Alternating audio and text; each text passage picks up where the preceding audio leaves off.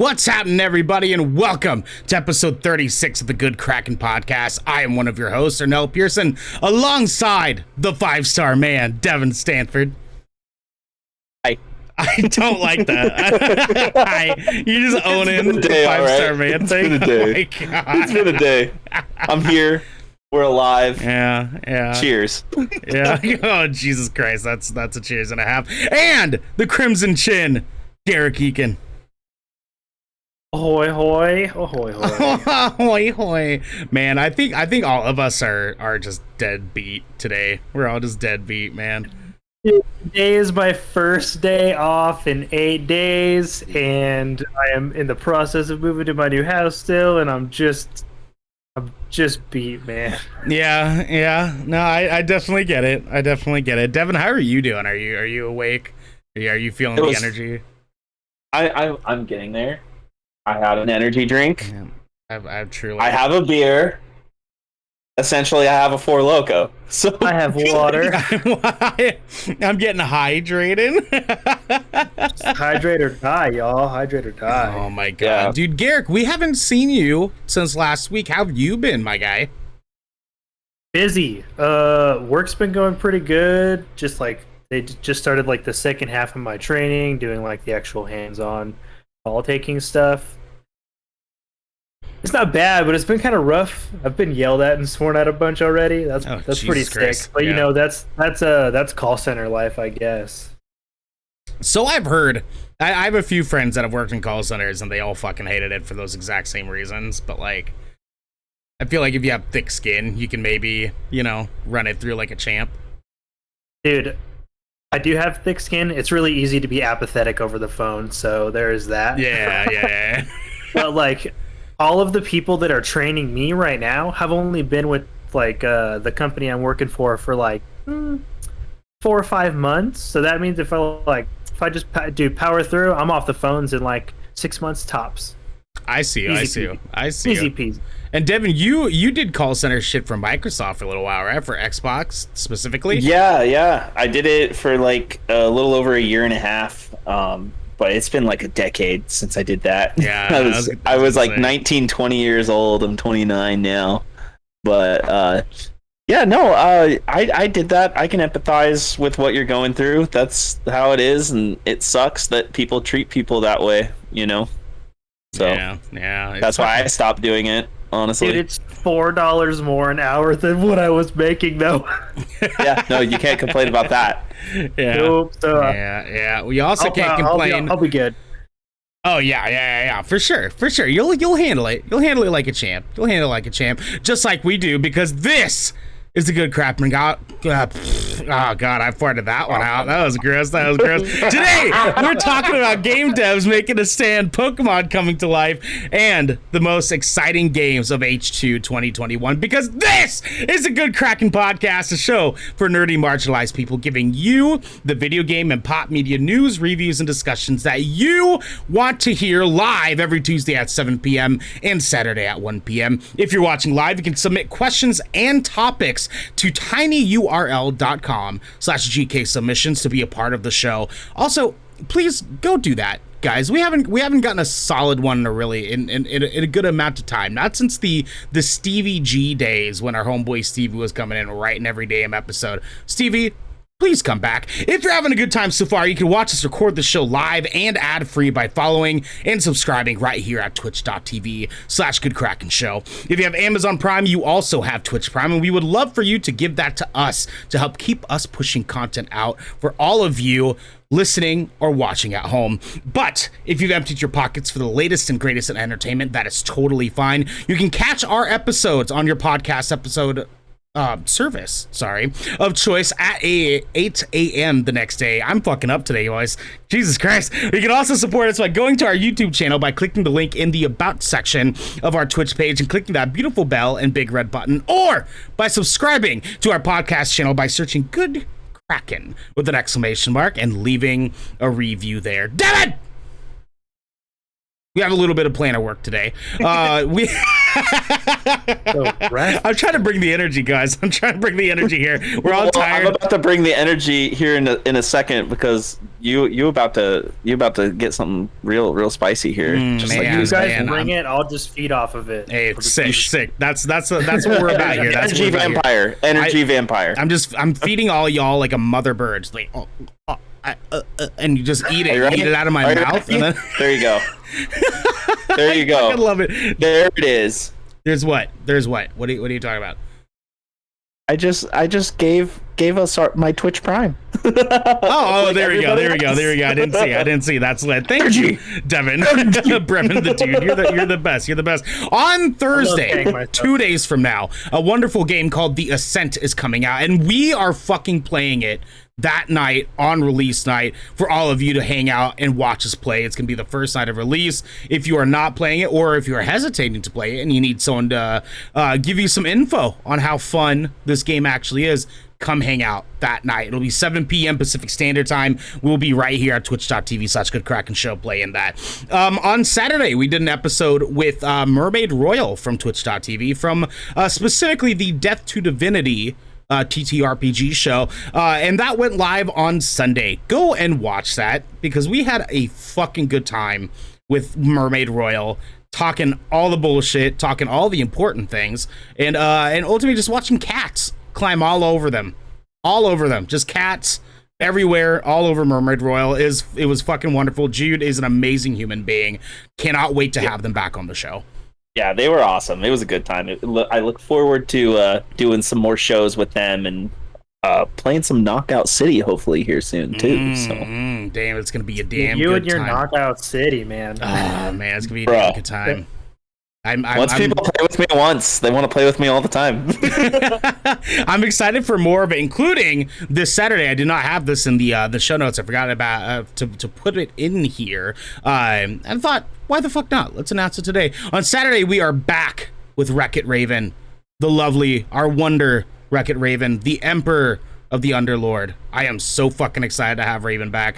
They have been we've been trying to get them into the show, back on the show, for like a month and a half now. It just, the schedules just kept like bouncing off and not working out, and so we've had to reschedule. It is finally happening. The return of Wreck-It Raven to Good Kraken is gonna be a lot of fucking fun.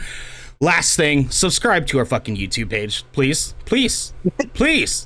It doesn't cost anything. It costs $0. It sounds like it costs money because Twitch subscriptions cost money, but look, in the words of Nike, because fuck everybody else who say it, just do it, okay? Just do it. I really hope you're gonna say something like, just like Nike always says, when you're here, you're family.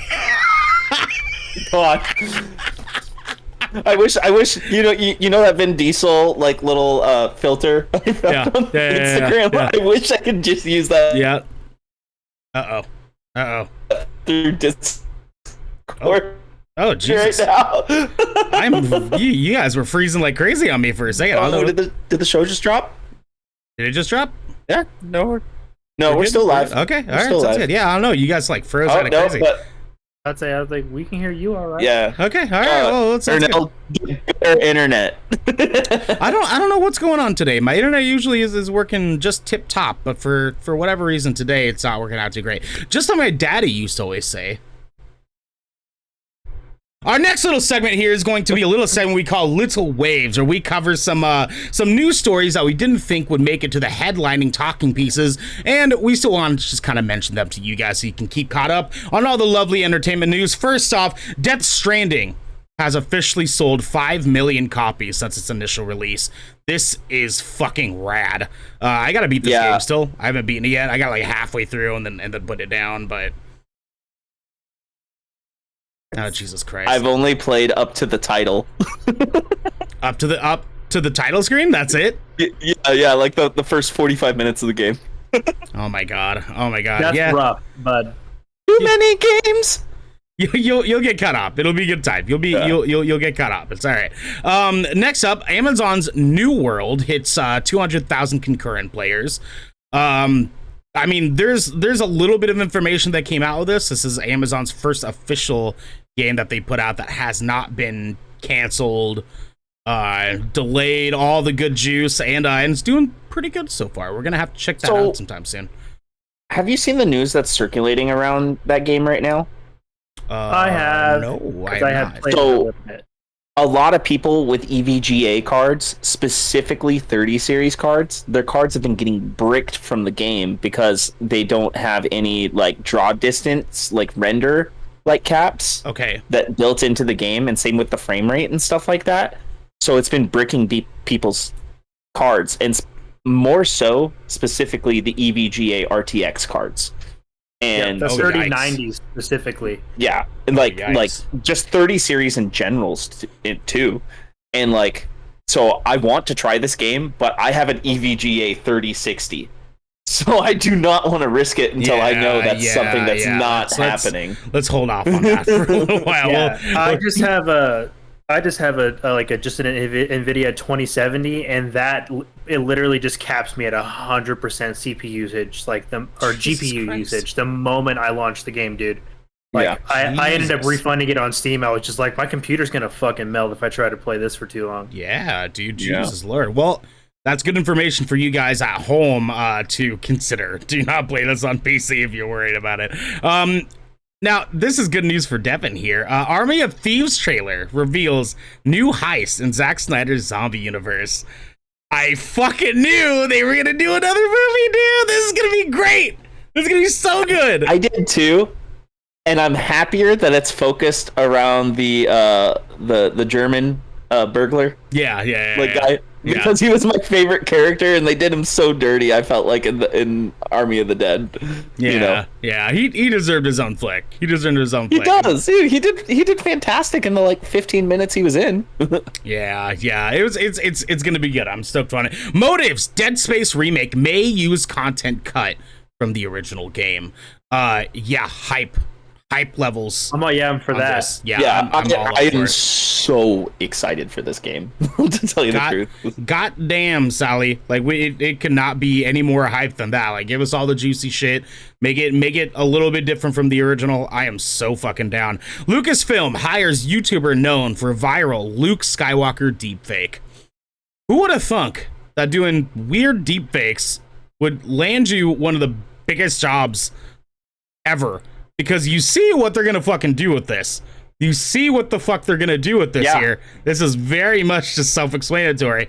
They're gonna have more Luke, and we're gonna see more Luke that's not Luke, but is Luke, but could not be Luke, but it is Luke, but it's not Luke. You know what I mean? Did you see the poster? Bro, what? Did you see the poster that got released for Mandalorian season 3? I did not. Was it official?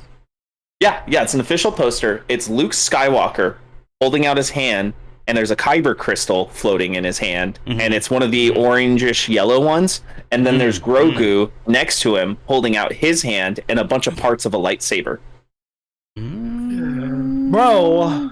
Hype levels. at Official max. poster. Oh Yeah. man, it's gonna be My fucking life. good. Death Stranding's director's cut will expand on the Strand system as Game Pass's 5 million copies sold. We mentioned this a little bit earlier. Death Stranding director's cut doing some things that are a little bit differently. It's kind of what we were talking about with the Dead Space remake. That's always fun. Give us new things. We like new things. Final Fantasy XVI's voice capture was seemingly completed in British English first. Now here's the deal. They do not usually do this. It is usually Japanese first. So this is the very first time. Now, what's interesting here is that this definitely sort of implicates a focus on them trying to really bring out that medieval sort of vibe that Final Fantasy XVI is trying to drive for, and I'm here for it. I'm fucking here for it. Same. Yeah. This tells me that they wanted to capture how the characters like really sound to them. You know what I mean? Right. And when they do all the other voice acting, they want to use this as reference for everybody else to try and, give that emphasis in their own languages. You know what I mean? Yeah. That's what I kind of get out of that. Also, European and the American market is massive, and Final Fantasy, especially lately with Final Fantasy 14, is massive in Europe and North America, like more so than anywhere else. And so I think that's them just trying to almost cater to that audience. You know what I mean? but at the same time capturing the sound of that era, if that makes any sense. Yeah, I can certainly see it. It'll be a damn good time. Now, the last little wave here that I didn't have on the show notes, but I wanted to bring up because it is sort of breaking news for all of us. We lost a legend today, and I wanted to send love out to it. Joey Jordison, the drummer of Slipknot, unfortunately passed away on Monday night, and it was announced today. Rest in fucking power, King. We're gonna fucking miss you, dude, because Slipknot, rest in man. power. Yeah. Thank you for helping shape my formative years and showing me how heavy Iowa really is. Yeah, 100%. One of the first metal bands I ever got into. Yeah. Same, dude. I mean, old school fucking Wait and Bleed days, man. Fucking legend. Lost a goddamn legend. Now, with that said, we're going to talk about some more important stuff today to follow up with some of our stuff from Saturday. But first, Devin, please give me some Nolan. All right, you get 4 phrases. You ready? Let's go.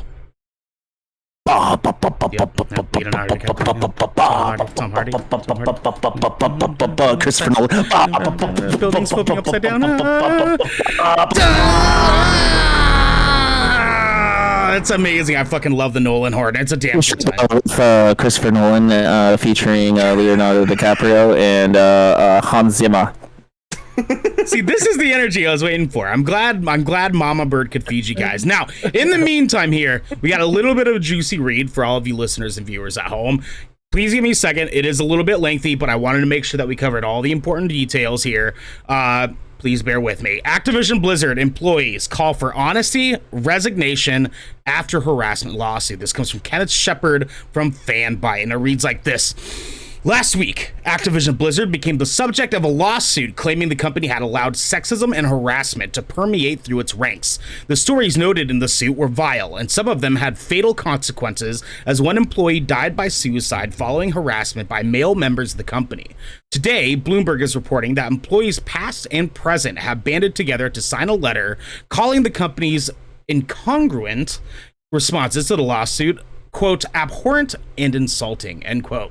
The letter, signed by over 1,000, which, little update, it is now at 2,000 over, and former Activision and Blizzard employees disputes both the company's own statement and one issued by Frances Townsend, the company's executive vice president for corporate affairs, both of which claimed the lawsuit didn't represent the company. This also directly conflicted with company emails from Activision president Rob Kotick, I think is how it's pronounced, right? If I remember right. Yeah, Kotick, yeah. Right. And J. Allen Brack, which didn't deny the lawsuit's claims and promised to do better. As part of the letter, the workers called for official statements that matched the gravity of the situation, for higher-ups to work directly with employees on efforts to help rid Activision Blizzard of these issues, and for Townsend to step down from her position, claiming her statement was damaging. The full letter, as published on Bloomberg, reads as follows, quote, to the leaders of Activision Blizzard, fuck you. That'd be so hype. I wish. Pretty much, we, yes. the undersigned, agree that the statements from Activision Blizzard Incorporated and their legal counsel regarding the DFEH lawsuit, as well as the subsequent internal statement from Frances Townsend, are abhorrent and insulting to all that we believe our company should stand for.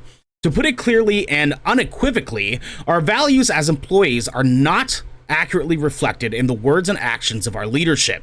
We believe these statements have damaged our ongoing quest for equality inside and outside of our industry, categorizing the claims that have been made as, quote, distorted and, in many cases, false, end quote, creates a company atmosphere that disbelieves victims. It also casts doubt on our organization's ability to hold abusers accountable for their actions and foster a safe environment for victims to come forward in the future. These statements make it clear that our leadership is not putting our values first. Immediate corrections are needed from the highest level of our organization. Our company executives have claimed that actions will be taken to protect us, but in the face of legal action and the troubling official responses that followed, we no longer trust that our leaders will place employees' safety above their own interests. To claim this is a truly meritless and irresponsible lawsuit, quote unquote, while seeing so many current and former employees speak out about their own experiences regarding harassment and abuse, is simply unacceptable. We call for official statements that recognize the seriousness of these allegations and demonstrate compassion for victims of harassment and assault. We call on Frances Townsend to stand by her word to step down as executive sponsor of the ABK Employee Women's Network as a result of the damaging nature of her statement.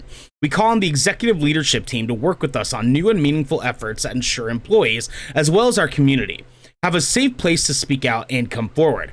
We stand with all our friends, teammates, and colleagues, as well as the members of our dedicated community who have experienced mistreatment or harassment of any kind. We will not be silenced, we will not stand aside, and we will not give up until the company we love is a workplace we can all feel proud to be a part of again. We will be the change, end quote.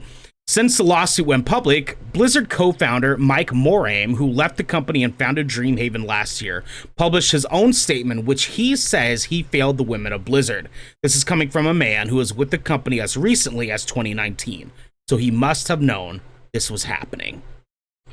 Garrick, you are the only one really that we did not get a chance to really hear too much from when it came to this subject just yet. I want to hear from you first here. What are your thoughts on this situation and the employees doing this? Because we do have a little bit of an update after we talk about this real quick, but I want to hear from you.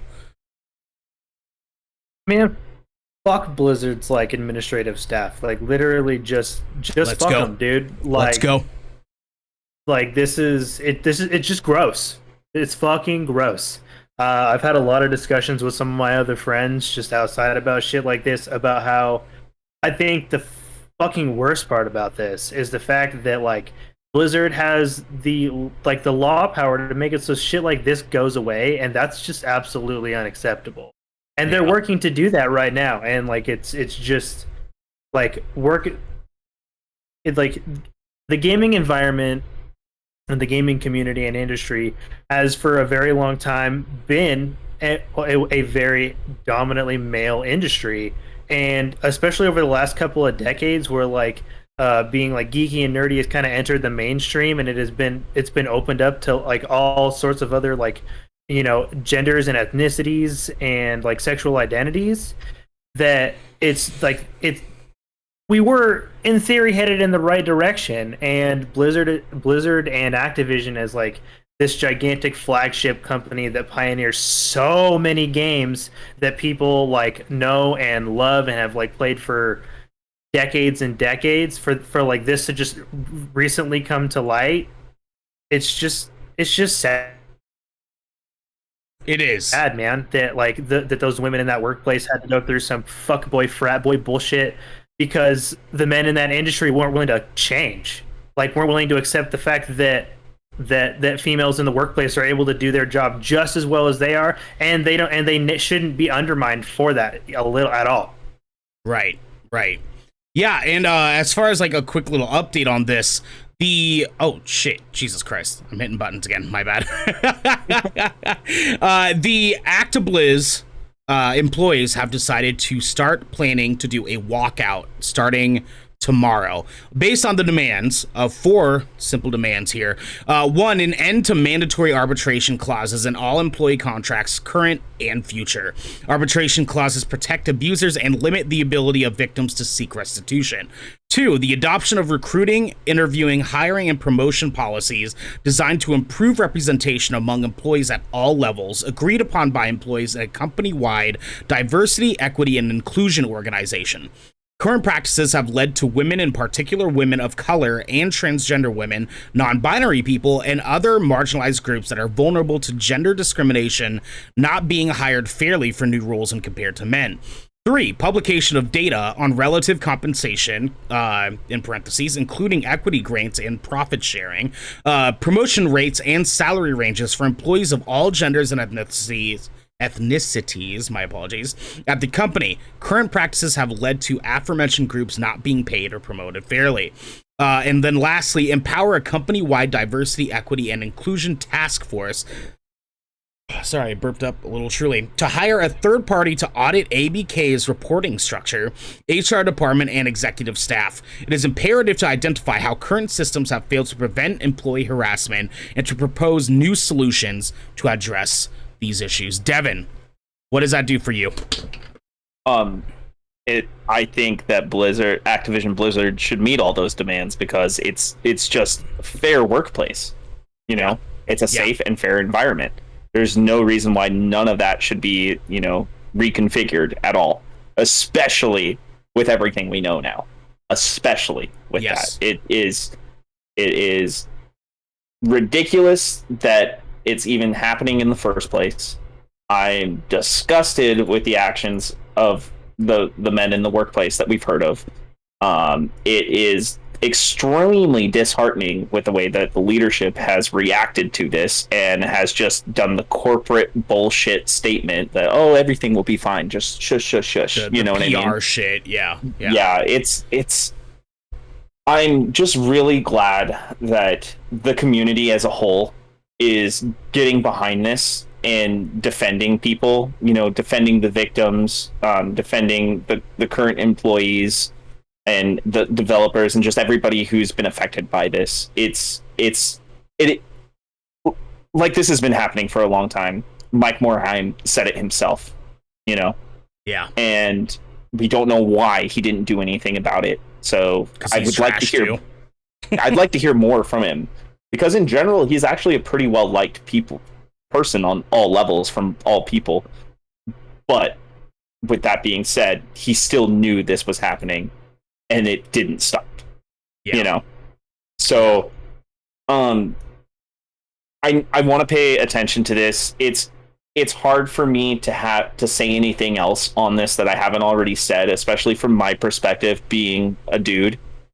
And I feel for everybody who's going through this, who has to deal with this. And I feel for my friends and the acquaintances we've made in the industry through this, because I can't imagine how they feel. It's hard to fathom that, like I don't know about you guys, but like I get that when I hear about stuff like this, I get a gross feeling in my stomach. If it just feels like it's turning. And that's just me. Like, I don't deserve to have that kind of perspective, you know what I mean, on it, besides just, hey, don't be a fucking asshole, right? Right. Yeah. But like I just want to say on behalf of everybody with Good Kraken, we're here with you. If you guys need anything, just reach out, let us know. Yes, we're here. So let's keep it together. If you guys need somebody to talk to, we're around. Message us on here, Discord, whatever way that you guys know to get in contact, we're around. But with that being said, I hope things change fast with this, and I hope we get a better community for both developers and gamers and streamers of all the like, because it's all intertwined together. So. Yes, absolutely. Average Larry and Xander in the chat, we love you, baby. Sorry you couldn't acknowledge you sooner. Absolutely. We're talking about an important thing, but we love you guys. The last thing I'll say on this before we move on to our next news story here is we need a union. We need a fucking game development union now. We need to salt the earth of these fucking assholes that have been doing this. Just burn the whole fucking thing into the ground, start over, unionize fucking game developers so they can fucking protect themselves, because we still live in a world where game development is a fucking boys club. We need to be rid of it. Devin, hit me. Yes, Vandal in the chat, seize the means of production. Fucking burn it. Devin, hit us with the second news story, my guy. So this is pretty tight, we go from a dark place to a good place. Lighter note, let's go. Yeah. So Mortal Kombat 11 has now sold over 12 million units worldwide. That's just one game. 12 million units. This comes from Adam Bankhurst over at IGN. Mortal Kombat 11 has officially become the best-selling Mortal Kombat game ever by selling over 12 million units worldwide, which has helped the total franchise video game sales surpass 73 million console units to date. 73 fucking million. Anyways, Warner Brothers shared the news in a Warner Brothers shared the news in a press release where it also confirmed that Mortal Kombat Mobile has amassed 138 million installs. Wait, there's a mobile? What? I did not know that. Yeah. Tight. Yeah. Quote, when Mortal Kombat launched nearly 30 years ago, I never dreamed it would grow into a franchise that is today with more than 73 million games sold, end quote. And that's coming from Ed Boon, creative director at NetherRealm Studios and co-creator of Mortal Kombat. Quote, we have some of the most passionate fans in the world, and we appreciate the support they have shown us over the years, end quote. This news follows NetherRealm's announcement that it is now shifting its focus to its next project, and that, quote, after more than 2 years of supporting Mortal Kombat 11 DLC for the game, including characters, has come to an end, end quote. Hey, had a great run. Mortal Kombat 11 became the best-selling game in the franchise by passing Mortal Kombat 10, or X, all you dweebs out there. Nearly 11 million units sold worldwide, as revealed during a rapid-fire interview with Game Informer. The fighting franchise has quite a 2021. Has had quite a 2021, a year that is so far included a feature film inspired by the video game, and one that will soon see a feature-length animated film in Mortal Kombat Legends: Battle of the Realms. So, I'm going to start with this. I actually have not played Mortal Kombat 11. Again, too many games. But Mortal Kombat was one of the first video games I ever played on Sega Genesis, and I couldn't have been older than fucking 3 years old, to tell you the truth. I probably should not have been playing Mortal Kombat. Same. But with all things said, I am not surprised that it is the biggest fighting game in the world. It has been around for 3 decades. It's always stayed true to its lore for the most part, minus a couple games here and there. But every game has been enjoyable. Every game has been fun. We've all rage quit against our friends, or had friends rage quit against us playing Mortal Kombat. It is part of the video game culture. Like, if you hear the Mortal Kombat music and you hate it and you don't get stoked, then there's something wrong with you. I'm sorry. This is awesome.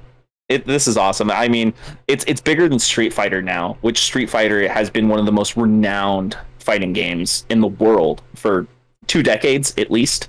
Yeah. And it's massive now. And come on, we all love that Mortal Kombat cheese. That's for damn sure. Garrick, does this move a needle for you? Yeah, man, I fucking love Mortal Kombat. It's probably my most beloved fighting franchise of all time. Like, it was the first fighting game I ever played on Super Nintendo. Yeah. I fucking love Mortal Kombat, man. I'm not surprised it's done this well. I mean, last year we got the full-length animated film for Scorpion's Revenge. Like, the reboot of Mortal Kombat was absolutely fucking awesome. Like, with that fresh take on the lore, Mortal Kombat, like, it's not stopping. It's not going to stop for quite a while. We have it's a good Mortal Kombat fans are eating well right now, and we're going to eat well for a while longer, I think. Yeah, I know. It's going to be a good time. I'm excited to see them move into what rumors are saying is going to be another Injustice game. A new IP. There's rumors on. There's a lot of different stuff that NetherRealm could be doing going forward. I'm definitely excited to see it. I'm way excited to just see like what they give us to feed deeper into this Mortal Kombat world, because it's not going to stop anytime soon. Like, they have to keep making Mortal Kombat. It's not like they're just never going to make a Mortal Kombat again. And I'm excited to see what the fuck that is, because I played a tiny bit of Mortal Kombat 11, and I had heard from everybody that the story was fucking rad. So I'm really excited to actually go back and give it a shot, especially with my love for Mortal Kombat X, having Predator and a Xenomorph in there, and just... Yeah, I'm fucking about it, dude. I love it. I love it so much, man. I gotta get into my Yacha Xenomorph love, you know what I'm saying? So I'm excited to see where that goes. Garrick, do you want to take our actual second story? Yeah, I will. Yeah. Fucking wiener, Devin. I know. I was like scrolling through, and then I don't know what happened. I think I have one of those infinite scroll wheels on my, and I think I hit it a little too much and looked away, and then I was like, "Oh, Mortal Kombat, okay." You had a weird like Freudian like selective thing that you just did there. Where you're like, "Oh, I want that one." You're like, oh, I want to read the Mortal Kombat story. It's funny. I went back and I was like, okay. I don't want this one. I went back after. I was like, shit. I love you, Devin. It's okay. Down, this story is a good fit for me, anyways. Yeah.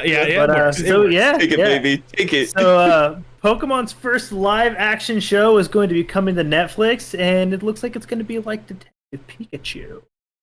This is coming from. This is a tough name. This is why you did this to me, Devin. Just call him Granny. I'm gonna say it's Graham Gutman. Graham Gutman from Scream Rant. Thank you, Grimes. Ernell. It's actually Grimes, Elon Musk's wife. It's Grimes. That's I would have ruined that. It's Graham Gutman. Gutman. For having a challenging name, sir, and being a journalist. It sounds English as fuck, and I'm here for it. like arguably like Norwegian. You know what I mean? Like arguably Norwegian. I can see it. Garrick, continue. Sorry, go ahead. Write him an email. Yeah. The first live-action Pokemon series is reportedly in the works at Netflix. The media franchise has had many iterations over the years, beginning with 1996 video game Pocket Monsters, Red and Green, later renamed Pokemon Red and Blue. Those were us Westerners games. Yeah, of course. The franchise has since expanded into various anime series, animated films, moving trading cards, mangas, and various merchandise outlets. Pokemon is the fourth best-selling video game franchise of all time and the highest-grossing media franchise of all time. Not shocking. Most recently, a live-action Pokemon film was released in 2019 titled Detective Pikachu, starring Ryan Reynolds, Justin Smith, Catherine Newton, and Suki Waterhouse.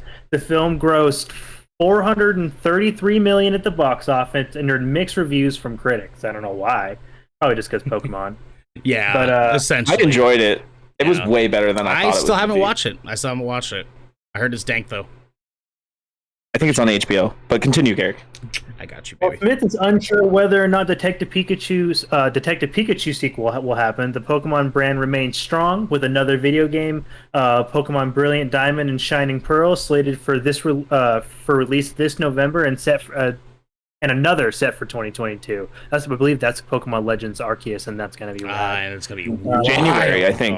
I think it got January for a release date. I think so. Yeah, it's like way sooner than we thought it would be. Continue. Yeah. Despite no news on a Detective Pikachu sequel, Pokemon is not done with live action yet. Variety reports that Netflix is developing a live-action Pokemon series. No details are known about the plot of the series, as it's in very early stages of development. Lucifer co-showrunner Joe Henderson is attached to write and executive produce the series, which will emulate the style of the Detective Pikachu film. With details slim on the Pokemon series, it's hard to tell which direction it could go. One of the franchise's most popular characters in the films and shows is Ash Ketchum, and it's unclear if the adaptation will be of his and his friend's story or introduce new characters entirely. What is clear, though, is the series will be a landmark event for the franchise, and how the streamer blends with the CGI world of the titular creatures and the live-action elements will be determine how successful the new Pokemon series is. Garrick, thoughts? I'm stoked for it. I actually really love Detective Pikachu. I went in with pretty low expectations for that film, even though the trailers looked fantastic, because I was kind of thinking, how good could it possibly be? And it exceeded those expectations, like, by far and away. So if they're willing to keep that same sort of CGI style where it's like almost that hyper-realistic looking Pokemon, I think it's going to do really well. The franchise rarely flops. Even the bad games, air quotes, are loved by many people. This is going to go somewhere, and I would like to see maybe some returning cast and characters from Detective Pikachu and kind of have it as its own little isolated universe where they can expand on it that way. I would be very disappointed personally if we saw like Red or Blue or Ash catch him, just because we've seen his story for like what, the last 20 some odd years now. Yeah. Like it's okay for the Pokemon franchise to want to develop new characters for us to take interest in, and I hope that's what they do with this. Yeah, I'm definitely excited for all the same reasons. I like, obviously, Pokemon runs through all of our veins really well. You know what I mean? Like we've been on this Pokemon game since we were fucking children, my friends. It is wild. We've been waiting for live action Pokemon for so long, and then Detective Pikachu came out. I just didn't get a chance to see it because I just, had other things that I was like wanting to watch, wanting to do that stuff. I should probably watch this pretty soon now that you guys are sort of vetting it and saying that you really enjoyed it. Because as we all know, none of the three of us are overly critical of movies. So it's like, I'm totally down for a movie that's just, I'm pretty easy to please with films, yeah. It's a good watch. The CGI is actually really good.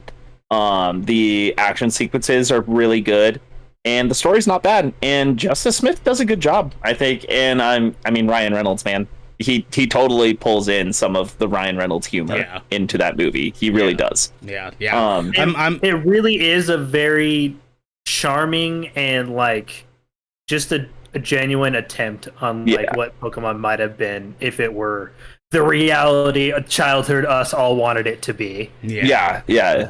It's like a love letter to the fans. It really is. It really is. Okay. Yeah, I'll definitely check that out then. I think the last thing I want to point out is how rad that we have Joe Henderson from Lucifer on here for this. Yeah, because it's like, how the fuck do you go? Lucifer's a great show.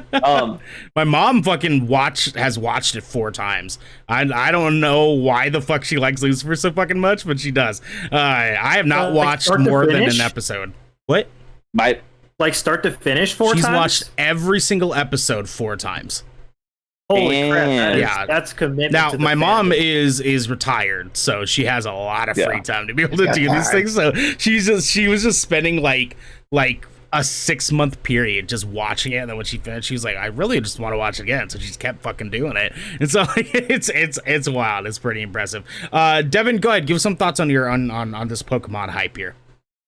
So I actually hope that the show adaptation is based on the original manga, where it was a lot darker. Yeah, I remember Tim Geddes on Kind of Funny was sort of like briefly talking about that. I want this too after he mentioned it, because I never read the mangas. I want it. I need it. It got taken away from me in school. Yeah. Because it was violent. It was very violent, and it's very dark. And if anybody's interested, there is a segment where an Arbok actually gets cut in half. Yeah. And it shows it. Yeah. So all them Netflix usually gets pretty ballsy with their shows. I don't think they'll get that ballsy for a Pokemon adaptation. If anything, they'll have it get a little bit more PG-13-ish, but not to that extent. It isn't going to be, Marvel's Daredevil with Wilson Fisk slamming a head in the car door. just Punisher just slaughtering an entire hallway of men. Yeah. But if it was, we'd be here for it, right? Right.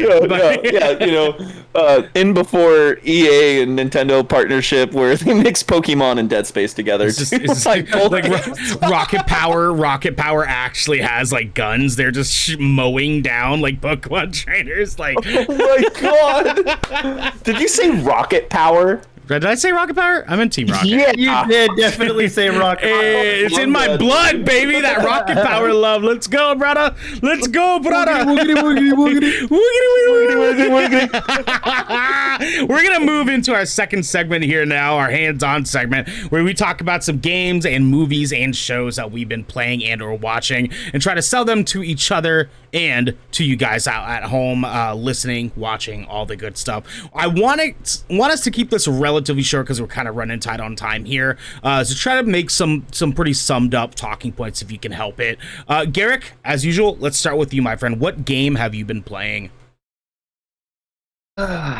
Man, see, I've been playing 2 lately, and I've been curious as to which one I wanted to talk about this evening.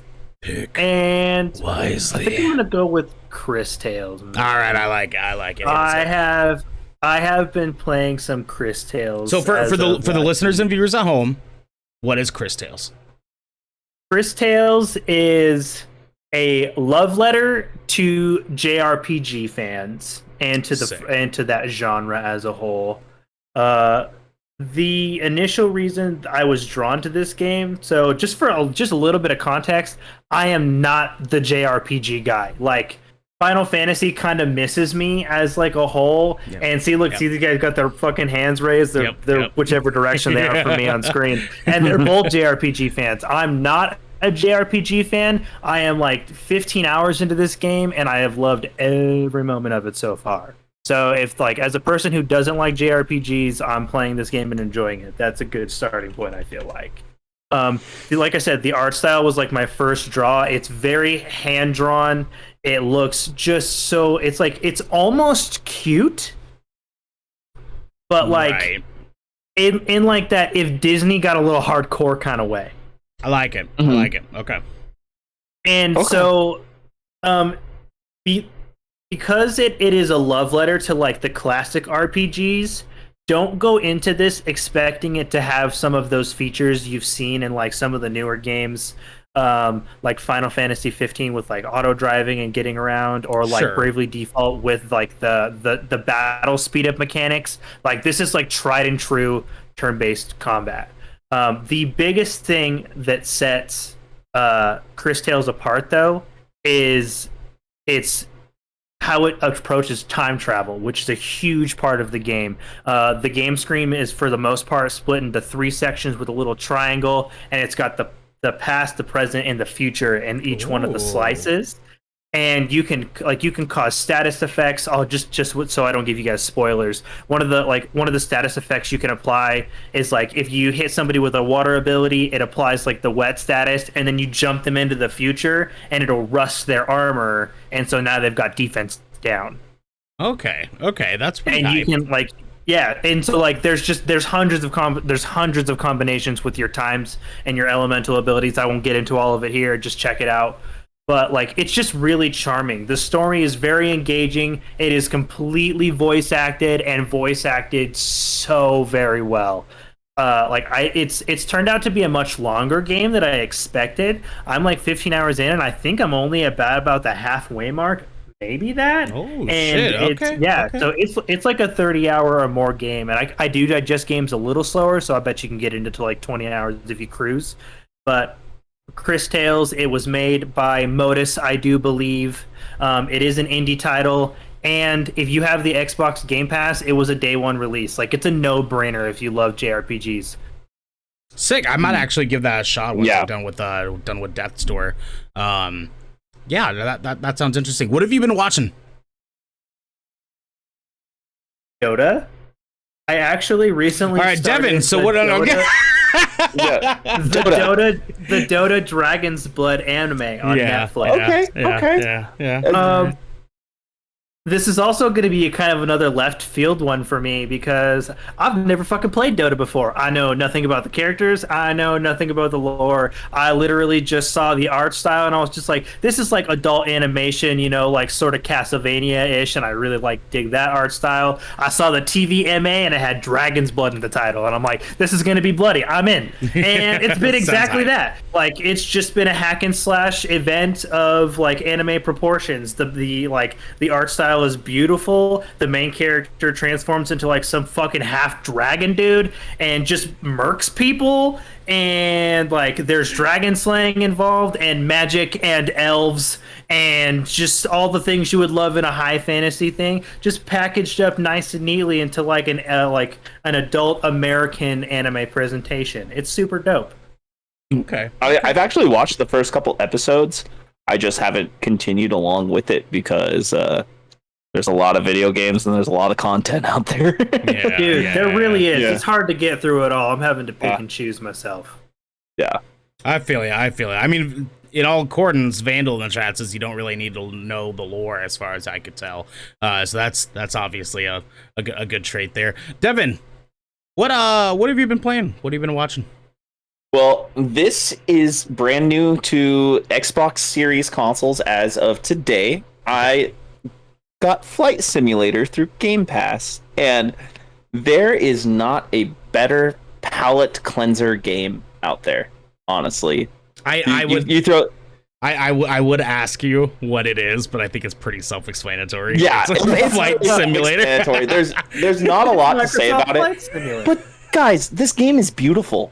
It is gorgeous. The way that they utilize the cloud with what they put into the game and all the different planes and everything in it. Like, if you want it to be a simulation game, it is a fucking simulation game. I mean, IGN gave it a 10 out of 10. I mean, that's not that common that happens. And I think the only reason why it got a 10 out of 10 for the game is it does exactly what it's meant to do in the title. It simulates actually flying. Yeah. But it's beautiful, dude. Like, so I just did a short trip today, and I kind of accelerated my time because I didn't feel like, doing a 2-hour flight. Sure, you know what I mean? Sure. But I took off from PDX, and I landed up in Seattle. Just did the test run before the show and everything, and it looks gorgeous, dude. Is that a 2-hour flight? I feel like that shouldn't be 2 hours. It's like an hour. It's like an hour and a half. Really? Oh man. Yeah. Okay. All right. Yeah. That's so crazy that you can like simulate like actual like legitimate flight routes though. You want to know something crazy? So it utilizes the Microsoft Azure cloud system that they have. So you actually get real-time weather events. Like real-time weather. So like if there's a hurricane going on somewhere, you can fly to that hurricane. If there is a crazy tropical storm with like lightning and everything, you can fly to that storm. And you can pick any airport that's in the world, essentially any major airport. You can pick that. Like, I can go start in Tokyo. I can start in Dubai. I can start in South America. You know what I mean? Like anywhere. Yeah. It's awesome for that aspect. It's, like I said, it is the ultimate palate cleanser. Like, if you just need to relax, not think about anything, don't want to kill anything, don't want to get sweaty in a shooter, you're on Flight Simulator. It's on Game Pass, PC and console. Just released on console today, and it does 4K 60, and it looks lifelike as hell. Outside of that, my older game that I was telling you guys that I have not been able to put down, and I've actually been playing this over the month. It's my nice Switch handheld game. I've been playing Final Fantasy X, the HD remaster. On Switch? Again. You've been playing on Switch? Yeah. Okay. All right. And it runs? It's the perfect game on Switch, actually. It looks amazing. Like, it looks better on the Switch than it did on the PS2 and the PS3. Well, I would fucking God, I hope so. I mean, that was, at the time, when that came out on the PS2, that was a benchmark game. Those cutscenes were fucking phenomenal. I remember being 12 years old and just being freaking yacked out of my mind seeing that shit. Like playing the demo of Besaid over and over and over and over, But like, speaking of JRPGs, this is probably my most coveted JRPG. And I just want everybody to know that Ernell is a heathen and he probably called it Final Fantasy X. No, I called it 10. I made sure that I was on top of my Final Fantasy Roman numeral numbers. Okay, I was on top of it. All right, I played Final Fantasy technically before you were born, boy. Not really. That's not true. I'm joking. Not true. I wasn't playing Final Fantasy at 2 years old. Okay, arguably, we've probably been playing Final Fantasy games for the same amount of time. I mean, maybe. How old were you when you first picked up your first FF? I had to be in kindergarten or first grade. Yeah. So I had to be like about 6 years old, 5 or 6. 2015. Look at this fucking Garrick guy left out of the loop of the wonder that is Final Fantasy. You know what I'm saying? Let me tell you the history of Final Fantasy 1. Well, actually, 4 is actually 2, and 2 is actually 6, and so on and so forth. Anyways, Devin, do you have any other thoughts on Final Fantasy X on Switch? It's a fantastic game. You can find it for sale. The HD remaster is worth it. It comes with all the content, like including Final Fantasy X Eternal Calm, including Final Fantasy X-2, and it's the whole complete story. I've just been kind of hyped about it ever since we heard that there is possibly going to be a Final Fantasy X-3, that there is a script out there ready to go. So it kind of piqued my interest back in. They did the HD remaster, this last year. They put it on Switch. It's on PS4, which I'm pretty sure it's also backwards compat on PS5, and it's also on Game Pass as well on PC and console. It's on Game Pass? It's for PC and console. Oh, all right. Yeah. Maybe I'll try it. Fuck. It is. God damn it. Okay. I like this game more than Final Fantasy VII. That's just my opinion. No, that's just my opinion. I've put thousands of hours into this game, multiple playthroughs. This has got to be like, no pun intended, but this is probably my 10th playthrough. You know what I mean? Yeah. So, definitely check it out. As far as what I've been watching, I finally took a moment to catch up on everything that you guys have recommended to me. As of late. That's a long list. You finally watched Backyard Babies Volume 6. I'm kidding. Go ahead. That sounds terrible. No, list a couple. So let me go. I'll list 3 right now, and I'm listing these 3 because I love the Quentin Tarantino, Lucky Number 11, John Wick, ass beater fucking movies. Those are some of my favorite movies out there. I just love the feel and how intense they are. With just like, but I'm gonna start with Nobody. Wow. Okay, that movie is fucking quick good. because I don't want us to burn too much time. I'm gonna be quick. Bob Odenkirk kills it. I thought he was just amazing in Better Call Saul, but he went over the fucking top in Nobody. It is worth the watch. It is an important announcement. People, watch Nobody. Fucking watch this movie. Jesus Christ, it's so good. It's so good. Oh my God. I've watched that movie 3 times since. Same, dude. It's so good. Tonight will be my 3rd one, and I'm gonna watch it. Let's go. What's going on with the stream? What's going on with the stream here? Well, what happened? It's all pixelated. Is that just on my end? Maybe. Oh, I do see it now. Oh yeah. Let me take a look here. While you're figuring that out, keep talking. For the audio. I also watched the new Netflix movie Gunpowder Milkshake, and that movie is phenomenal. Karen Gillan killed it. She plays Nebula in the MCU, now the MCM, Marvel Cinematic Multiverse. She just did a great job, and that movie totally has a Kill Bill vibe to it, and it is great. And if you loved God of War, then you will love the dynamic in that movie. Okay. I'll watch now. Yeah. And I know Ernell knows what I'm talking about. So. Yeah. Also, for the last movie, I watched the new Jason Statham movie. Wrath of Man. Let's fucking go. Oh my God. It's so tight. Yeah. It is so good. Like, Jason Statham is suave as a motherfucker. I can't really say too much about that movie without giving away any spoilers. But right? Isn't it hard? I was trying to talk about it on Saturday. I was like, I can't say anything about it. If you've ever seen The Departed, if you've ever seen The Town, or maybe even like the darker parts of Baby Driver. Right. Watch this fucking movie. Yeah. It's great. It's great. I all of these movies, at least an 8 out of 10 each in my book. So yeah, that's what I've been watching. I've been playing catch up.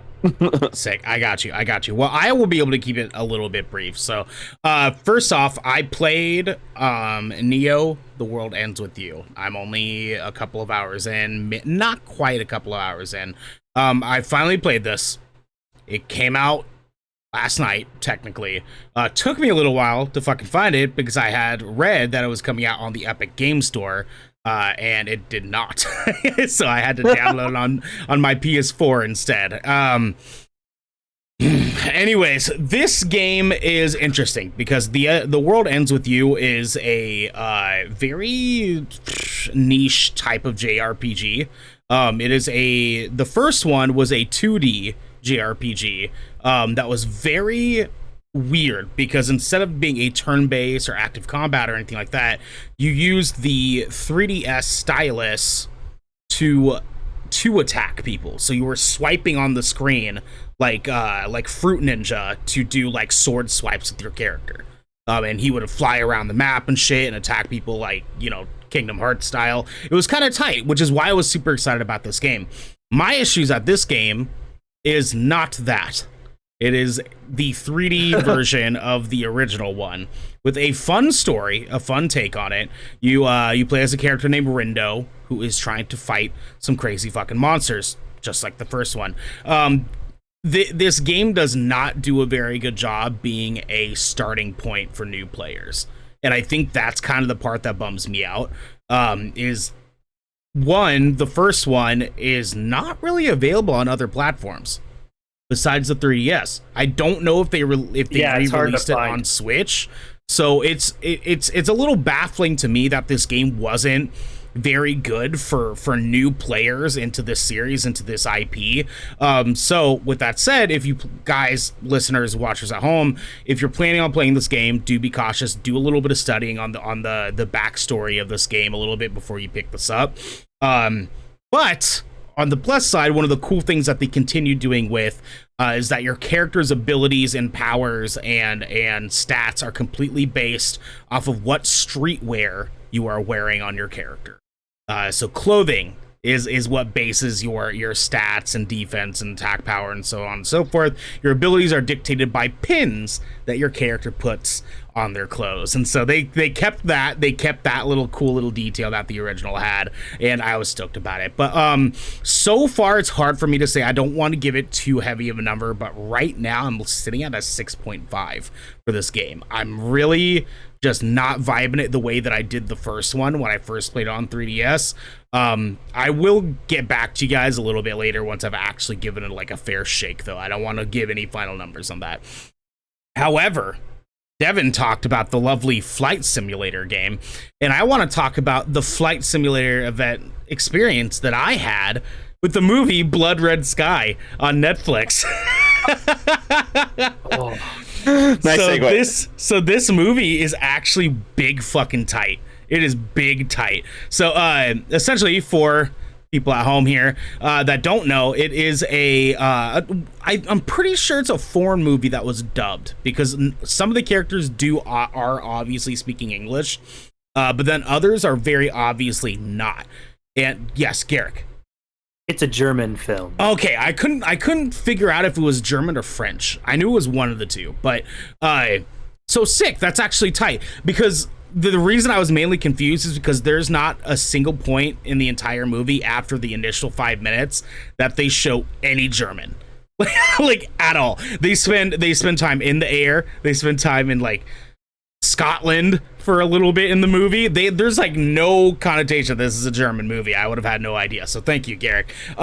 This movie is about vampires on a plane, and it does not get way more fucking hype than that. I don't know what to fucking tell you, boys. If you like vampires and you like snakes on a plane, go fucking watch this. I'm tired of these motherfucking vampires on this motherfucking plane.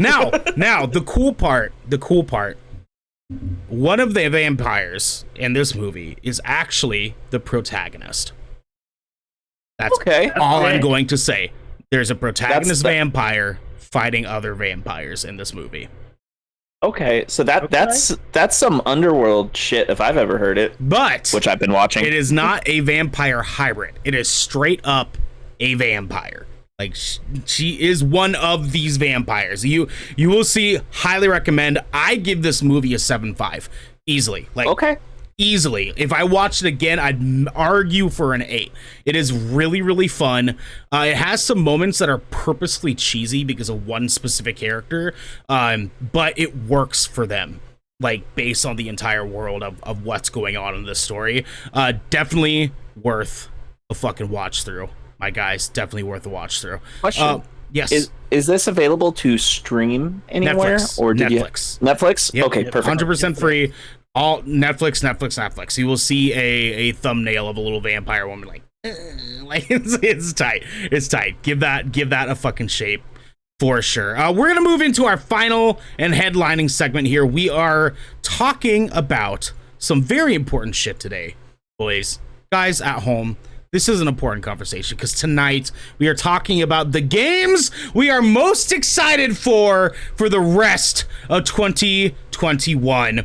As per usual, we're doing 3 each with 1 honorable mention for each of us to mention after we are done naming off our list. We will start with Garrick, then we will go to Devin, then we will go to me, and then we will come back to Garrick, giving our 3 picks one by one. Garrick, what is the first game you are most hyped for the rest of 2021? So I have my 3, but these are in no particular order. These are just games I'm hyped for. So, Kenna Bridge of Spirits is my first one. Oh man, that's almost made my list. Yeah, dude. I just again, I was like, I'm kind of a graphics whore. So, it looks pretty. The aesthetic and the art style really drew me in. I remember when I first saw the trailer for it, or like the teaser trailer, I was just like, oh, this kind of has like Avatar vibes to it. And I still kind of get that. Last Airbender, by the way. Yeah, no. Okay. I hate that you had to specify I hate that I needed to clarify that, but I anyways. And not M. Night. Like, I got that vibe. Like, I really kind of got that vibe with just the aesthetic. I really like that I believe it is based off of Chinese mythology, or maybe they didn't give a specific region. I think they gave like a set of regions, and I don't want to misquote I'll fact check, but it is based off of an Eastern culture. I'm just not sure which one. I got you. And so I was really drawn in by that aesthetic, and it looked like it was kind of like just like a dark, charming Legend of Zelda, and like not dark in the aesthetic, like it's not like gothic, or they don't use like a dark color palette in the game. Like it just looked like it had like it had like really deep dark subject matter. Like the game was going to be about some dark business, and it looks like, I don't know. I'm interested to see what that game is really going to have going for it. Sick. Yeah, it says that it's inspired by a number of different Eastern countries, including Japan and Bali. Is sort of like the main focus. So yeah, that's exciting. The artwork is fucking tight in that. I'm really excited to give that a shake too. Devin, what is your first game that you are most hyped for in 2021 second half? Again, just like Garrick, no particular order, but I'm going to go with Marvel's Guardians of the Galaxy. Ooh, okay. Yeah, that game looks so good in my opinion. I actually like that they made the characters look a little bit more true to the comic source material too, versus the MCU stuff. Don't get me wrong, I love Guardians MCU. Like I do. I love it. Dave Bautista, amazing as Drax, you know. I've mastered the art of staying completely still. You know? I fucking love it. Like, yeah. Like it's coming to PS5, the Xbox Series X and S. It's going to be on PS4, Xbox One, Switch, PC. It's going to be on everything, right? It's coming out October 26th, and it's developed by Montreal and published by Square Enix, and it just tickles my fancy. It's an action game, third-person action game where you control Star-Lord. Through Star-Lord, you develop relationships with the rest of your squad. As we know right now, that squad just consists of Gamora, Drax, and Rocket and Groot. Yeah. Right? Who knows if we're going to get a Mantis? Who knows if it's going to go beyond? Who knows if Thor's going to be in it? Because, you know, we got as Guardians of the Galaxy coming here soon. They might do some kind of content for that. I could see it. Yeah. It's all Marvel world. It's all cosmic. I want to see some Adam Warlock. I want to see some Nova. I want to see some Captain Marvel. You know, I'm hyped. Yeah. Way more hype about this than the previous Marvel's Avengers game that Square did. But not saying it's bad because I haven't played it, but it just didn't do so hot in reviews, and people are very mixed on it. And the only person I know that talks positively about it is Kind of funny is Greg Miller. Yeah. But yeah, no, that'll be my first one is Marvel's Guardians of the Galaxy. Yeah, I want to speak quickly on that too. Is like I almost want you to play the Marvel Avengers game from Square Enix, because I have a gut feeling it's going to not the overall game itself, but I feel like the combat is going to feel really similar. Is kind of what they might be going for, and that might give you just a little bit of taste of like what to expect in the Guardians of the Galaxy game, because it is a Square Enix game, so it's like I don't see it being too far from what they were doing in Marvel Avengers, especially if they're trying to sort of keep it within a relatively same universe together. So I might get that game. I'm waiting to see if it goes on sale with the War for Wakanda content coming out, because I've been paying attention. Yeah. I'm also waiting to see if it just comes to Game Pass, because I mean Square put Outriders on Game Pass, and there's a bunch of Final Fantasy games on Game Pass. So it's Game Pass has kind of ruined me as a gamer, because now when I see things, I'm just like, I might wait to see if that comes to Game Pass. You know what I mean? I mean that's the point. That's the point. Garrick, who did you main? Who did you main on Avengers? I was a Cap main. Literally yeah, I loved him. I actually still dabble with that game from time to time. Like I have a couple of max level heroes. Like it's atrociously awful to try to play with other people at the moment. Like I won't like the matchmaking's blah blah. But like with randos, like playing with friends is great, and the moment to moment gameplay is awesome. It really is genuinely fun from that aspect. And the campaign, as a Marvel fan, it plays out just like a comic book. You should play it just for that. Good. Yeah, just for the campaign itself. It's entirely too good. But with that said, me and Garrick, I'm sure we would both gladly and happily play with you. I mained Thor in the game, so I would happily fucking play this game with you. Is it crossplay? Yeah, it's crossplay. Is it really? Well, I don't know, but I don't think so. Garrett, could you fact check that for me real quick while I I mean, if it is, I'll get it on PC. But I don't think it is. Maybe we'll see. We'll see. Yeah. So the first game that I want to, you got verification, Garrett? What are you thinking?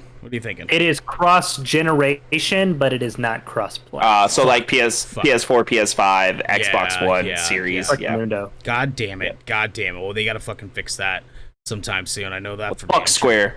Outriders was cross. No, that's Sony. yeah. I'm sure that's Outriders is crossplay, and it comes from Square Enix. Okay, fair. Okay, all right. I got you. So the first game that I want to bring up, I'm not going to do mine in any particular order either, but I am going to pick the easy one first. Horizon Forbidden West. Let's fucking go, boys. I'm so goddamn hype on this game. It's coming out this year, Devin. It's coming out this fucking year. It's coming out this year. We're getting it this holiday. Right. You ready, Ernell? We're getting it this holiday. I bet you $10. That's a spring 2021 game. Look, we already talked about doing a Bev Bet. Man. We already talked about the Bev Bet for God of War. Do you want to do it for God of War, or do you want to do it for Horizon? I think I want to do it for Horizon, because I think that's just closer. You know what I mean? And that's the up in the air thing, because we both know that God of War is going to be holiday 2022. Come on. Okay. So for our viewers and listeners at home, me and Devin, I'm officially naming it the Bev Bet. So me and Devin are betting $10. And I'm calling it the Bev Bet because him and I both know for a damn fact that the $10 we would be exchanging would just end up going to our blessings. Truly, let's fucking the beverage bet. That's what it's going to be. Devin, you are fucking on, my friend. We're getting Horizon Forbidden West this goddamn holiday season. Fuck off, Garrick. No way. Happening. Why do you think there's not a release date yet? It'll be like March or some shit. Yeah, it's going to be March. It's going to be March 2022. Nope. And God of War Ragnarok is going to be holiday 2022. Nope. It's going to be Horizon holiday 2021 and God of War spring 2022. That's what we're looking at. That's what we're doing. I do think God of War is going to be a spring release because they want in on that game of the year. They will not release it at the same time as Horizon. I bet you God of War comes out either. Too much competition. Yeah. I bet you God of War comes out in either September or October next year. Or hear me out. We have Horizon Holiday 2021 and God of War Spring 2022. How about that? That sounds tight, right? I'm gonna say no. Thinking. It's wishful thinking, but for the same reasons, I'm gonna say no. Because they also want it to be considered for Game of the Year. They want to be able to put two huge franchises in the same year, so that way they can be considered. And here's the reason why. I don't think. Well, actually, I think that they know that Horizon won't win Game of the Year. I think they know that. But I think they know God of War 2 will. But here's the thing. When you have two Sony exclusive games considered for Game of the Year in the same year, that just makes Sony look better. Because that's two nominees. Okay, the only thing that could possibly be better than that is Horizon Winter Holiday 2021 and God of War Spring 2022. Okay. A Holiday 2021 release would consider it for Game of the Year in 2022, and then a God of War Spring release. They're still both in the same. Competition year. Thank you, Garrick. Thank you. Thank you. Because I'm on Ernell's side now. The cutoff is what, November 15th, something like that. Yeah, it's like mid-November. Yeah. So it could still work out that way. But with that said, Horizon Forbidden West is kind of a just self-explanatory thing. Okay, I am very much contemplating going back and just fucking finally beating the first one, because I've yet to beat the fucking game, and I need to, and I have so many friends that have been giving me shit about not fucking beating it. Yeah. It took me 3 years. Yeah, I gotta beat this fucking game. I'm excited. God damn it, Devin, I hate you in the chat. I'm gonna beat this fucking game. I know my sister's been giving me shit. My homie Jamie's been giving me shit. I have so many family and friends that have just been shitting all over me about beating this fucking game, and I haven't yet. So I need to go play it, especially because it's coming out holiday 2021. Garrick, what's your next game, my friend? My next game is Back 4 Blood. Oh, nice. Good choice, my friend. Yeah. I just grew up playing Left 4 Dead. I contemplate just rebuying them on Steam and just playing them now all the time. I love the Left 4 Dead franchise. This is the perfect spiritual successor to that. It looks like it's basically just going to be everything we loved about Left 4 Dead, just cranked up to 100. It's going to have newer and more interesting zombies. They've changed the lore. It's all about these crazy, infestation worm things now. So, dude, I'm just here for it. I just want to blow zombies to bits, or whatever they're going to call them in that game. I want to blow them up lots and lots of times. And I'm also really interested in the deck building mechanic they kind of have going on, where you can kind of build your own character class by using different cards each time you set up. And so I'm curious to see how that is, because that's very different than what Left 4 Dead did. I think it'll keep the game more more flavorful for longer. You said deck building, and I really for a moment forgot about the whole card system thing that they're doing, and I thought you were talking that you could build a back patio deck. For a second, I was like, "What? Why would they?" Yeah, literally Fortnite. They're adding Fortnite. You can only build decks though. Can I get a deck building during a zombie attack simulator? That's what I want. Deck building during a zombie attack simulator. They will call it that. That will be the name. Squeenix, hire me. I'm here. Squeenix? Yeah, Squeenix. I need the contract now. I will give you guys the rights to this fucking game, okay? Deck building simulator during a zombie attack.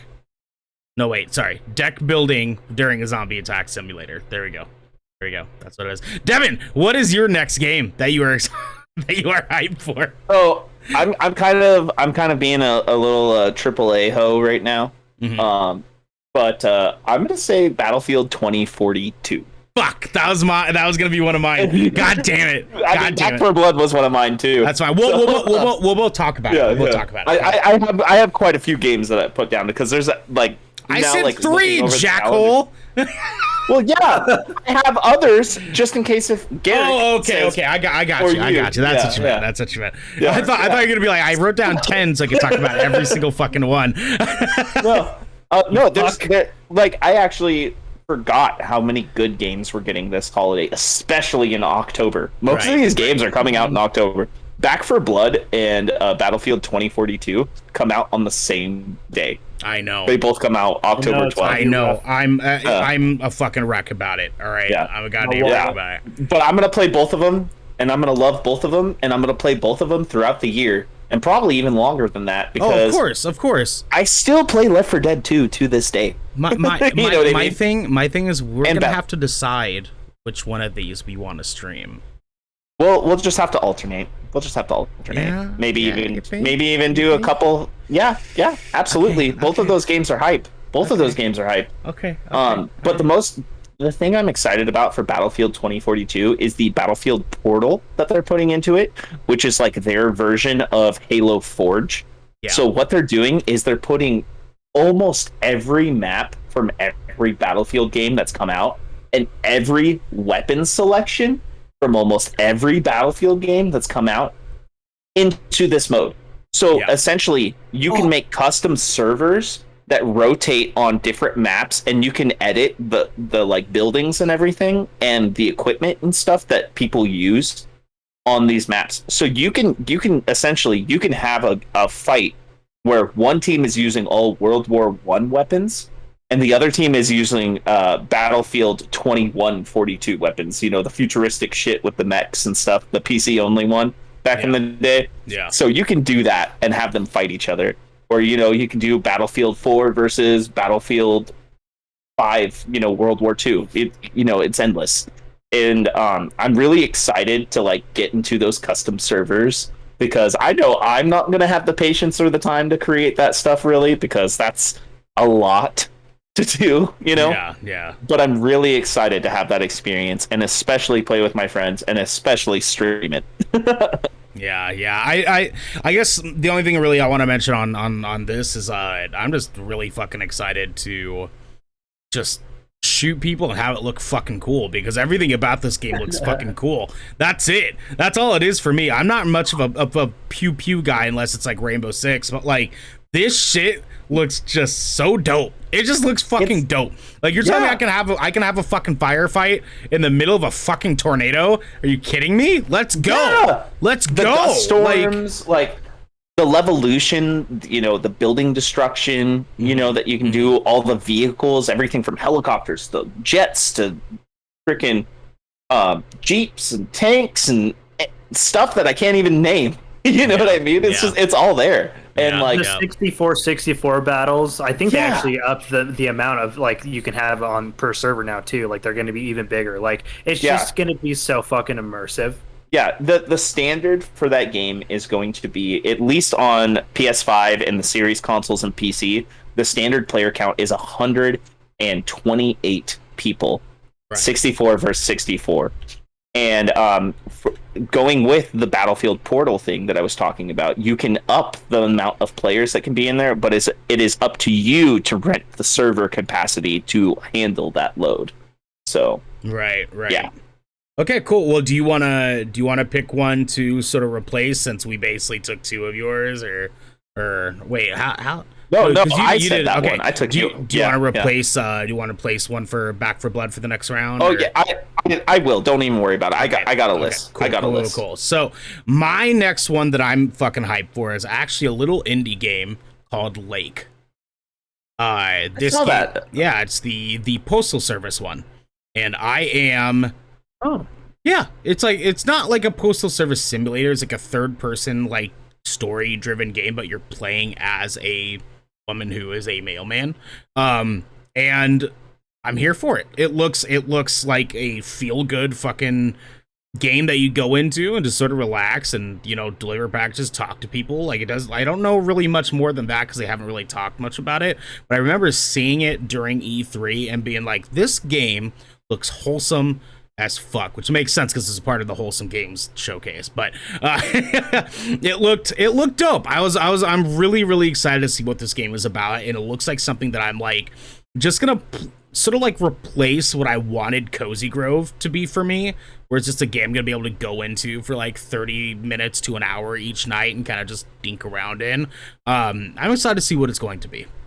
Garrick. Yeah. That's Donut County for me. Like that's my dink around game is Donut County. Just some Zen gaming time. I feel it. You need it. That's Flight Simulator for me. Oh yeah, now it is. That's for damn sure. That's for damn sure. Garrick, what is your third and last game you are most hyped for 2021? That one's actually super easy, and it's Diablo 2 Resurrected. Ah, okay. I see you. Can I say something? What's up? You may. I'll allow it. All I'm gonna say is it would have been on my list, but I'm not giving Blizzard, Activision any of my money till this thing is resolved. That's fair. Hopefully, in my defense, I did pre-order several months ago before I was. There you go. Okay.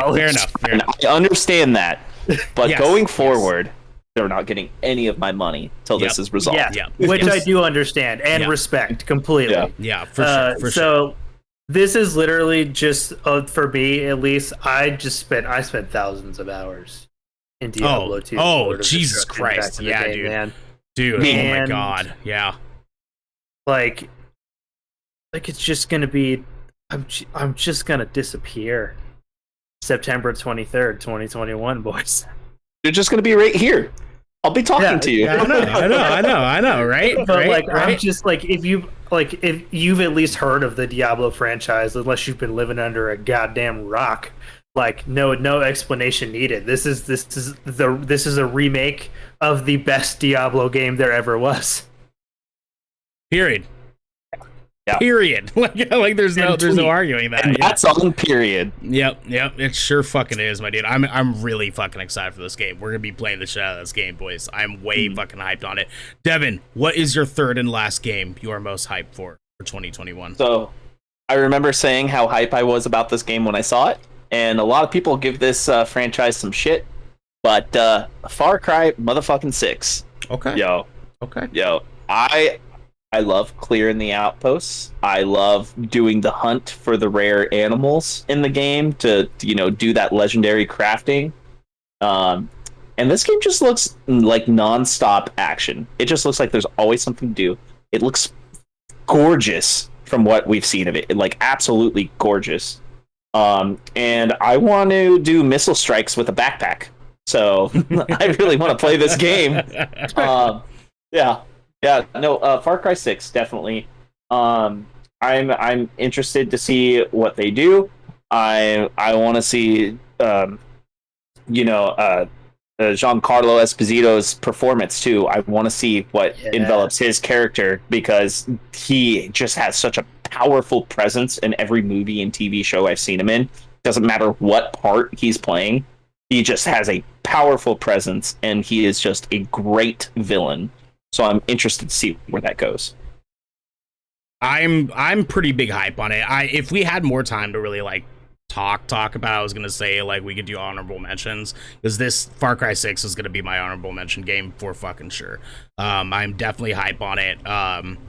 It looks fucking good. It looks like it's gonna be really good. Anyways, my last game for you guys is going to be Dying Light 2. My guys, my boys, my friends. Boy, is this game gonna be fucking hype. It's gonna be so fucking good. That was my honorable mention. I know.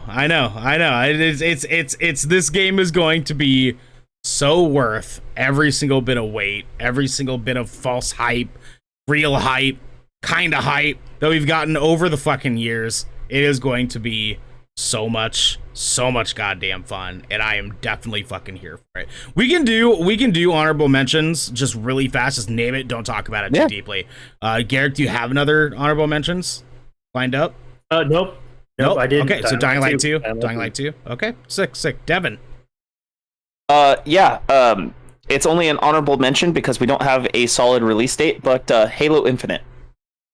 Yeah, for sure. Fair. I don't see that not coming out this holiday. I really same don't. here. They needed to. They needed to. They really do. Alongside Horizon Forbidden West, which is exactly why they needed to, because you're going to be competing against Sony to do that. It's going to be great. It's going to be great. To be fair, Horizon would lose to Halo Infinite. I'm putting that energy out there. 100%. Here's what I will say. If there's any fucking reason that Sony would not want Horizon put out, it's because of Halo Infinite. That's what I was going to say, actually. I could see Horizon being pushed back to spring 2022. Well, think about it. They haven't put out a release date yet, and neither has Microsoft. Well, that's literally what I was about to say. I think so, because Sony has a reputation of doing this. I think they're waiting until Halo announces whether or not they're confirming their holiday date before they confirm Horizon. If that's the case, I lost the bet because they're probably waiting for each other to release something at this point. Whoever goes first is just going to do the other date. Not only that, but we still don't know when Call of Duty is coming out, and that actually might not happen this year with Activision-Blizzard. Thank God for that. You know what I'm saying? Fucking shame. I know we're getting Battlefield anyways. I don't need another Call of Duty. Exactly. But that's definitely in the conversation too. That's like another reason why they're talking about Halo not announcing their date yet, is they're trying to see what Activision is going to do with Call of Duty. Yeah. Because that could definitely pull through from the crowd. But here's the thing. Halo multiplayer as a whole, like just multiplayer, is going to be free to play. Free. So, but that's all I'll say about that. Yeah. Sick.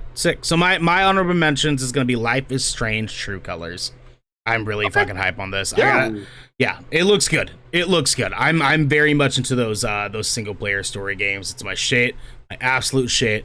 This one specifically speaks to me on a level that the most recent Life is Strange didn't quite speak to me on. I'm excited to really give it a shake. And honestly, I probably will go and actually finally finish Life is Strange 2 before I play this. Even though it didn't quite catch me, I'll probably go back and give it a shake. Alongside Horizon, because Horizon Forbidden West is coming out this holiday. Same. Yeah, it's going to be tight. I did start playing Horizon finally on PC, and, you know, it's gorgeous. Ernell, you should re-get that game on PC, honestly. I might actually. Yeah. I might. I recommend it. Or maybe though. Or you actually can don't finish the save file you're actually working on, so you legitimately finish it this time. I would end up restarting because I stopped really early. I did not get that far into Horizon. I got just past the part where you go to the football coliseum and you fight a bunch of like the saber-tooth robots in there. Oh, dude, that's so like that ain't way that's early. fucking not way early. Yeah. So but that's that's about as far as I've gotten. Now here's what I was gonna say is if I do not, it's only going to be because I want to stream it. And I cannot there's no fucking way my computer can play that game and stream it. That's exactly what I was just gonna suggest, and I just remembered you don't have a generic PS4 or the Slim. You have the PS4 Pro, which the PS4 Pro is more powerful than the graphics card you have right now. I would play it on your PS4. Do you have the DLC? I bought the like Ultimate Complete Edition. Okay, or whatever. cool. So I will definitely be playing it. Definitely play it. Sick. I will definitely be doing that. It'll be good. I have high hopes for it. I'm getting about halfway through Death's Door. I'm more than halfway through A Plague Tale Innocence. So basically, I'm thinking once I'm done with those, I can probably hop into Horizon, especially because we're going to be playing the Ascent. I got to get these two games beaten before I'm doing the Ascent and other games. I know. Dude, I gotta knock off Chris Tales before we start playing. I'm saying, dude, it's gonna be a fucking good time. But you know what else is gonna be a fucking good time, boys? More Good Kraken podcast episodes, because this has been the Good Kraken podcast, a show for nerdy marginalized people, giving you the video game and pop media news, reviews, and discussions that you wanted to hear. Live every Tuesday at 7 p.m. and Saturdays at 1 p.m. right here on twitch.tv/Good Kraken Show. If you enjoy the show, you can support us by subscribing below, going to our YouTube channel by clicking the link in the About section of our Twitch page and clicking that bell and big red button, or by subscribing to our podcast channel by searching Good Kraken with an exclamation mark and leaving a review there. But until next time, my friends, be good to each other. Put positive energy into the world. And also, Ernell, Blizzard. You're gonna fucking lose that bet, just so you know. Fuck Blizzard. What was that, Devin? I said you're gonna lose that bet.